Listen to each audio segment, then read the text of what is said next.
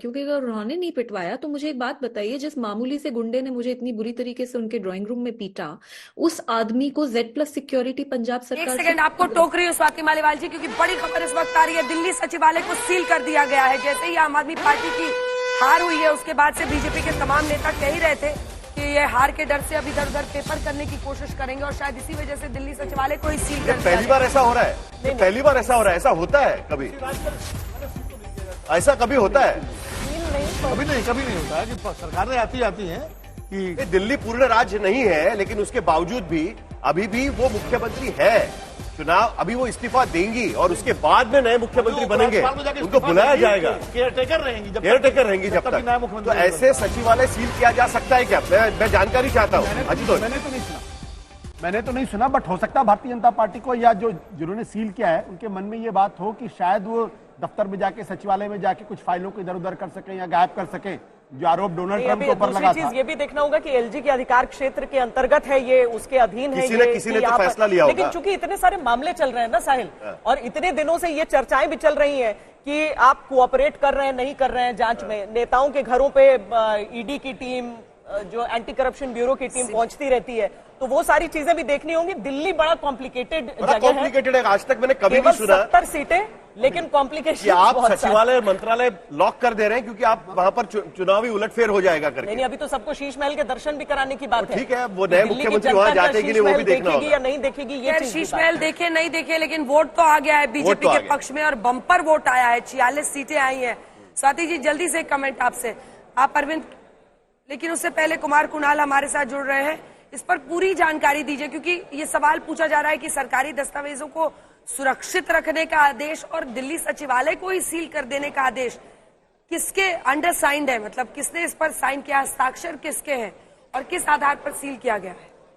देखिए, ये उपराज्यपाल कार्यालय से ये निर्देश जारी किए गए हैं और इस समय सबसे ज्यादा जो अहम है वो है कि जो पूरा का पूरा है, खास तौर पर कई सारे बहुत महत्वपूर्ण जांच इस समय चल रहे हैं, उनसे जुड़ी हुई दस्तावेजों को सुरक्षित रखना इस समय जरूरी है।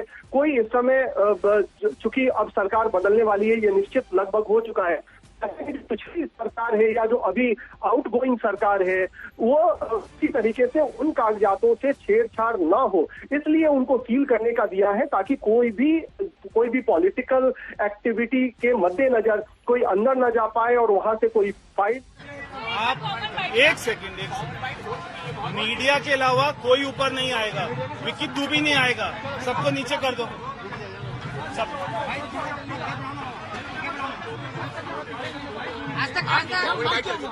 चाहो तो आप अंदर बैठ के दे दो, 2 मिनट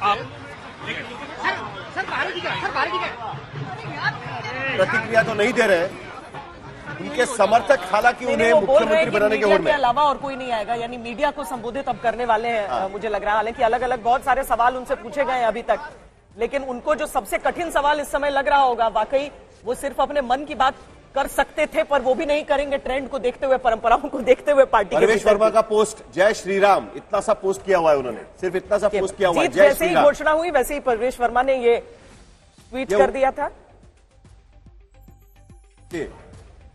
जी, तो परवेश वर्मा यहाँ पर नई दिल्ली के जीत के बाद परवेश वर्मा पहली बार बोले हैं। उन्होंने सिर्फ इतना कहा है कि जय श्री राम, जो उनका पोस्ट है एक्स पर, उन्होंने कहा है कि दिल्ली की जनता का धन्यवाद। नई दिल्ली सीट से परवेश वर्मा यहां पर चुनाव जीत चुके हैं। करीब 3,500 वोट से परवेश वर्मा की जीत यहां पर हुई है अरविंद केजरीवाल के खिलाफ। काफी उतार चढ़ाव देखा गया अलग अलग राउंड पर, 13 राउंड यहां पर काउंटिंग की गई थी और उसके बाद जीत के बाद परवेश वर्मा का पोस्ट जय श्री राम। प्रधानमंत्री नरेंद्र मोदी को जीत का श्रेय अपना दिया है और वो समझ रहे हैं सबकी जिज्ञासा जो उनके इर्द गिर्द ही हो रही है, क्योंकि शीला दीक्षित को नई दिल्ली की सीट से हराकर अरविंद केजरीवाल अगर दिल्ली के मुख्यमंत्री बने थे, तो क्या अरविंद केजरीवाल को नई दिल्ली की सीट से हराकर परवेश वर्मा दिल्ली के मुख्यमंत्री बनेंगे? ये सवाल सबके जहन में इसीलिए भी और ज्यादा है क्योंकि उनके पिता साहिब सिंह वर्मा भी दिल्ली के मुख्यमंत्री रह चुके थे। दिल्ली के झूठ के खिलाफ सच को चुना, जेपी नड्डा बीजेपी अध्यक्ष ने ये ट्वीट किया है, पोस्ट किया है। दिल्ली ने झूठ के खिलाफ सच को चुना है, लेकिन वो चिट्ठी अब हमारे पास आ गई है, क्योंकि ये जो चिट्ठी है दरअसल ये जॉइंट सेक्रेटरी जीएडी, जो जनरल एडमिनिस्ट्रेशन डिपार्टमेंट होता है, उसकी तरफ से जारी किया गया है और लिखा गया है, to to address security concerns and safety of records, it is requested that no files, computers, hardware may be taken outside. और इसीलिए उसको फिलहाल सील किया गया। तो मतलब कुल मिलाकर आप वहां से कोई भी चीज शिफ्ट नहीं कर सकते, जो अधिकृत पेपर्स हैं वो वहां से निकाल नहीं सकते। लेकिन आज राजनाथ सिंह ने भी ट्वीट किया, पोस्ट किया, जरा दिखा देते हैं।